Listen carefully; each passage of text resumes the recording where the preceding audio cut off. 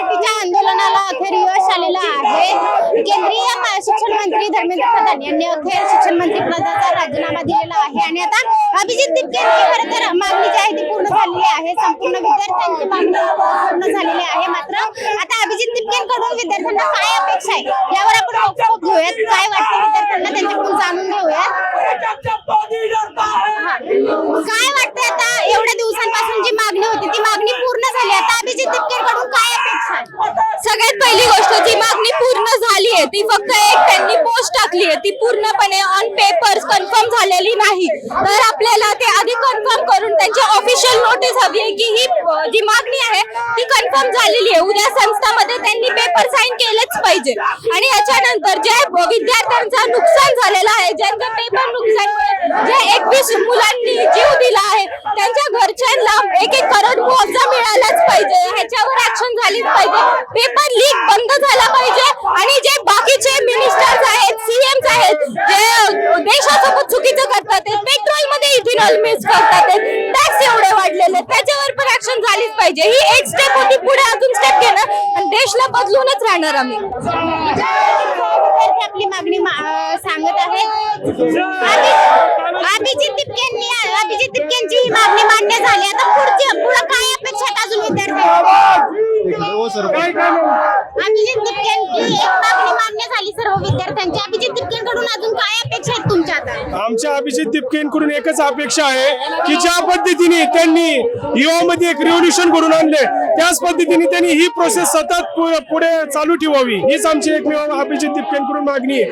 आणि निस्वार्थी पद्धतीने ज्या पद्धतीने अभिजित तिपकेंनी निस्वार्थी पद्धतीने लढा दिलेला आहे, आम्ही त्यांचा खरंच आभार व्यक्त करतो। Thank you so much Abhijit तिपके।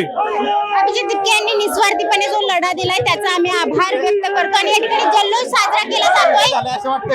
आपण पाहतोय की या ठिकाणी जल्लोष व्यक्त केला जातोय। सर्व या ठिकाणी जल्लोष आपण या ठिकाणी पाहू शकतो। सर्व विद्यार्थी जे आहेत ते या ठिकाणी जल्लोष साजरा करत आहेत। हे फक्त झाकी आहे आणि यापुढे अजून खरं तर मोठमोठ्या मागण्या ज्या आहेत त्यांना मागण्या पूर्ण करायच्या। अभिजित तिपकेंची एक मागणी मान्य झालेली आहे, आता पुढे काय अपेक्षा आहेत त्यांच्याकडून अजून? आता फक्त आमच्यासाठी एक फ्युचर त्यांनी क्रिएट करावं, ज्याच्यासाठी की कुठल्याही नेत्याने नव्हे तर एक तिथे शिक्षण मिनिस्टर हा एज्युकेटेड असला पाहिजे, ज्याच्यामुळे आमच्या मुलांचं भविष्य हे उज्ज्वल राहील। अभिजित तिपकेंकडून आणखी काय पुढे अपेक्षा आहे? अभिजित तिपकेंकडून काय अपेक्षा आहे? मला हे अपेक्षा आहे की अभिजित तिपके यांनी खूप छान काम केलं। ते USA मधून इथं आले आपल्यासाठी, विद्यार्थ्यांसाठी त्यांनी आपल्यासाठी लढाई केली, आंदोलन केले आणि आज आपल्या धर्मेंद्र प्रधान यांनी इस्तीफा दिला आहे आणि हे आपली खरी विजय आहे।